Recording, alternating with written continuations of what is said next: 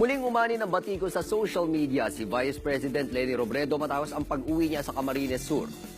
Hindi tinanggap ng netizens ang paliwanag niya tungkol sa pagbabakasyon sa Amerika sa kasagsagan ng bagyong Nina. Kwento ni Robredo, pagdating niya sa US ay agad niyang sinubukang kumuha ng tickets pabalik ng Pilipinas. Pero nahirapan daw siya dahil peak season. Nagkataon din daw na ang hipag niya na taga-Amerika ang nakatoka na mag-host ng kanilang reunion kaya kinailangan nilang pumunta doon.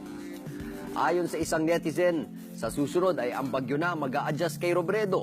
Tinawag din niya itong impokrita na sumira raw sa magandang alaala ng kanyang asawa. Hirit naman ang isa, sana ay inunan ni Robredo ang kanyang mga kababayan.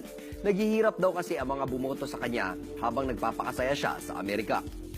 Tinuna naman ng isang netizen ang hindi raw pagdadala ni Robredo ng tulong sa mga nasalanta. Tila ginawa lang daw kasing luneta ng pangalawang pangulo ang lugar para pasyalan at magpakuha ng litrato. Dagdag ng isa pa, dapat may dala si Robredo na yero, martilyo, kahoy at semento para ayusin ang mga nasirang bahay. Tinawag namang baliw ng isang netizen si Robredo dahil sa itsura nito habang bumibisita sa mga nasalanta. Palagi raw kasi itong nakangiti kahit mapait ang sinapit ng kanyang mga binibisita.